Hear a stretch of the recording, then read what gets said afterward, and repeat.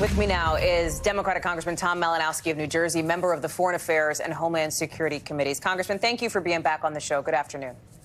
Thank you so much. So, Congressman, what are you prepared to push for after getting ready to listen to President Zelensky tomorrow? What is in the realm of possibility when it comes to more support for Ukraine that you anticipate coming down the pipeline? Well, there is more we can do, but I think we should start by acknowledging the power of what we've already done and not discount it. With the support that we have given Ukraine, with the arms that we have given these brave Ukrainian fighters, they have killed more Russian soldiers in less than 20 days than we lost in Iraq and Afghanistan in 20 years.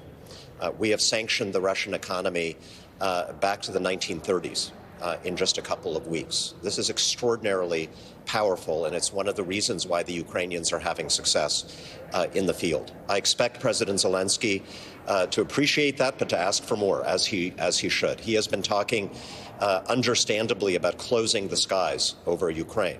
Well, there's nothing that can close the skies to all of the missiles, the rockets, the artillery shells that are raining down on Ukrainian cities. So we need to be realistic about that.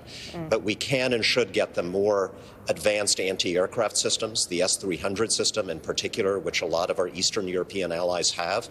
I'm for giving them some of these MiG fighters as well, although that is not the game changer that a lot of people hope it is. It's interesting to hear you talk about the MiG fighters. I know that many members of the Problem Solvers Caucus, of which you are a part, are backing this call for the U.S. to help facilitate this new call to facilitate the transfer of those MiGs from Poland to Ukraine. Do you think Zelensky's address could help turn the tide on that particular issue tomorrow? I hear you when you say it's not the game changer people think. I've heard that from other experts as well. But it is still something Zelensky's been asking for. Well, yeah, so we've heard, I mean, he asked for it when he spoke to many of us in Congress about a week ago, so we know there's nothing new about that request. Many of us have encouraged the administration to facilitate it, but I want people to be realistic about this. The Ukrainian Air Force has they have these planes.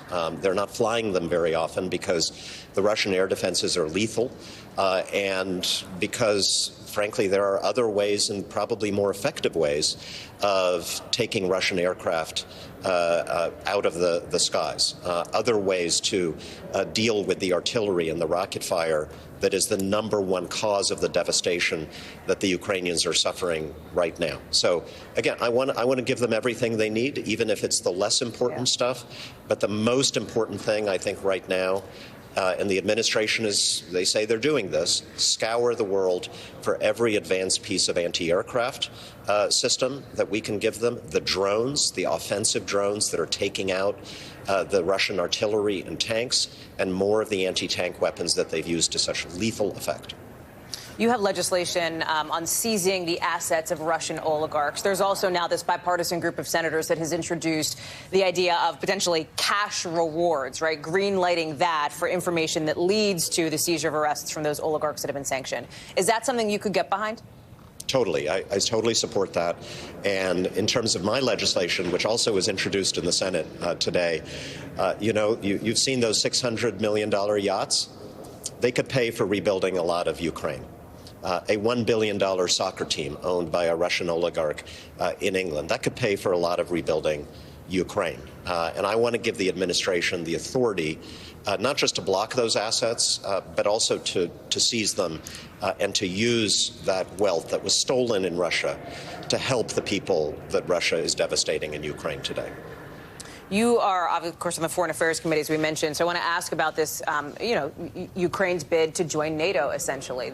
Do you think it would make a difference in what's going on right now if Ukraine did drop that bid, as Russia has demanded that they do, right? And do you think that would be appropriate or the best next step for Ukraine? I know there is little appetite for that, I think, in the West.